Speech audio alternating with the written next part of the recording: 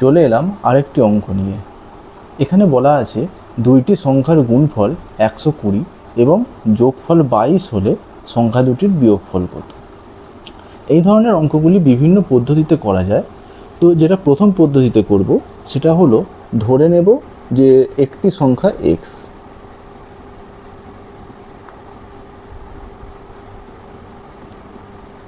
একটি সংখ্যা x। তো যেহেতু দুইটি সংখ্যার যোগফল বলেছে 22, তাহলে অপর সংখ্যাটি হবে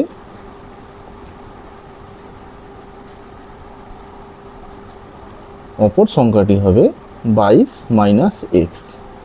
তাহলে শর্তানুসারে আমরা বলতে পারি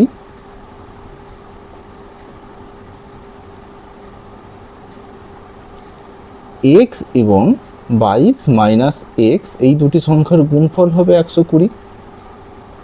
তাহলে 22x minus x square equal to 120। অতএব 22x minus x square minus 120 equal 0। আমরা এক্স স্কোয়ারকে বাঁ দিকে প্রথমে আনবো এবং মাইনাস কমন নিয়ে নেব। মাইনাস কমন নিয়ে নিলে আমরা পাবো minus 22x plus 120 equal to 0। X square minus 22x plus 120 equal to 0। এরপর আমরা মিডল টার্ম ফ্যাক্টর করব। মিডল টার্ম ফ্যাক্টর করলে আমরা পাবো x square minus 12 plus 10x plus 120 equal to 0। X square minus 12x minus 10x plus 120 equal to 0।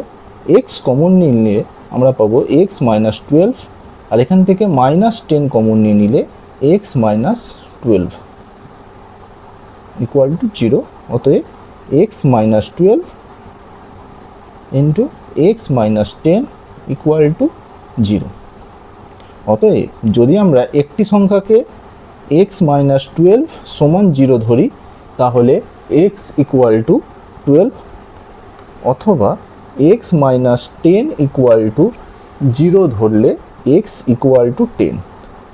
যদি আমরা x equal to 12 ধরি, অতএব অপর সংখ্যা হবে 22 মাইনাস 12 ইকুয়াল টু 10, আর এক্ষেত্রে 22 মাইনাস 10 ইকুয়াল টু 12। অতএব আমরা উত্তর পেলাম এক্স ইকুয়াল টু 12 হলে অন্য সংখ্যাটা হবে এক্স, অন্য সংখ্যাটা হবে 10।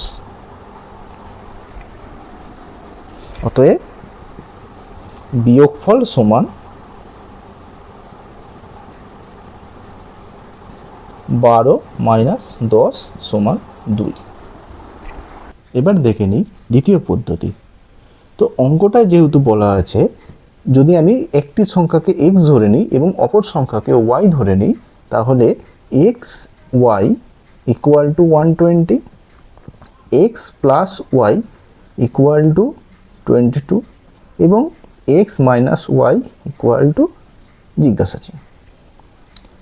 তাহলে আমরা জানি যে এক্স মাইনাস ওয়াই তার whole square equal to x plus y তার হোল স্কোয়ার মাইনাস 4xy।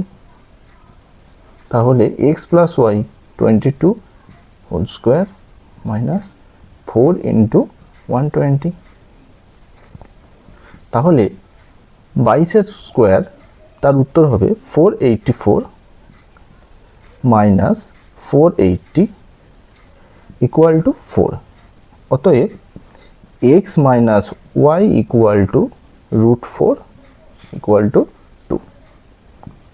এইভাবে করলে খুব সহজ পদ্ধতিতে করা যায়।